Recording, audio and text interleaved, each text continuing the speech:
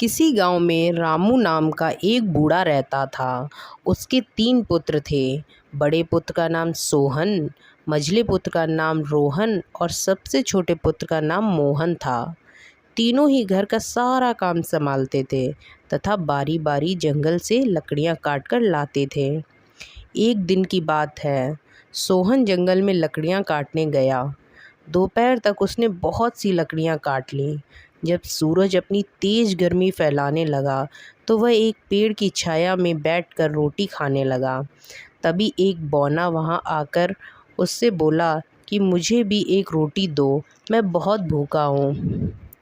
लेकिन सोहन ने उसकी बात का कोई उत्तर न दिया और अपना मुंह फेर लिया तथा रोटी खाने लगा। बौना उदास हो गया और कुछ बोलकर वहाँ से चला गया। खाने के पश्चात जब सोहन लकड़ियों का गट्ठर बनाने चला तो उसने देखा कि लकड़ियाँ गायब हैं। उस दिन वह बिना लकड़ी के घर आ गया। उस दिन घर में चूल्हा नहीं जला, न रोटियां बनी। दूसरे दिन रोहन भुने चने लेकर लकड़ियां काटने गया। लकड़ियां काटकर उसने उनका गट्ठर बांधा और पेड़ की छाया में बैठकर चने खाने लगा। तभी वही बौना आया और रोहन से चने मांगने लगा। रोहन ने भी उसके साथ रूखा व्यवहार किया और उसे खाने को चने नहीं दिए। बौना फिर कुछ बुदबुदाया और उदास होकर चला गया। चने खाकर जब रोहन गट्ठर को उठाने चला तो गट्ठर वहाँ नहीं था। वह भी खाली हाथ घर वापस आ गया। तीसरे दिन मोहन की बारी थी। लकड़ी न होने के कारण उस दिन भी रोटी नहीं बनी थी, इसलिए वह चिवड़े लेकर लकड़ी काटने के लिए जंगल में गया। उसने भी अपना काम समाप्त किया और चिवड़े खाने के लिए बैठ गया।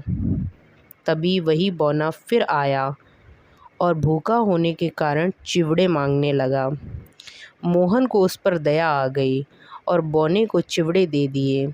बौने ने 2 दाने खाने के बाद कहा कि मैं बौना हूँ, 2 दाने खाने से मेरा पेट भर गया, अब बाकी चिवड़े तुम खा लो। मोहन जैसे ही चिवड़े खाने लगा वैसे ही वे चिवड़े सोने चांदी के बन गए। मोहन को बहुत आश्चर्य हुआ। वह बौने की तरफ देखने लगा, लेकिन वहाँ उसके स्थान पर भगवान विष्णु खड़े थे।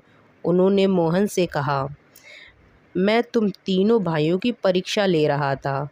जो दीनों पर दया दिखाते हैं, मैं उन पर अपनी कृपा करके उन्हें इनाम देता हूँ। तुम्हारे दोनों भाई परीक्षा में सफल नहीं हो सके, इसलिए मैंने उन्हें दंड दिया। परंतु तूने एक भूखे पर दया दिखाई, इसलिए तू मांग, क्या वरदान मांगता है। मोहन ने उनसे कहा, प्रभु, आप मेरे दोनों भाइयों को माफ़ कर दीजिए और हमारा घर धन धान्य से भरा पूरा रहे। प्रभु ने उसे यह वरदान दिया और वहाँ से अंतर्धान हो गए। इसके बाद तीनों भाई अपने पिता के साथ सुख से रहने लगे।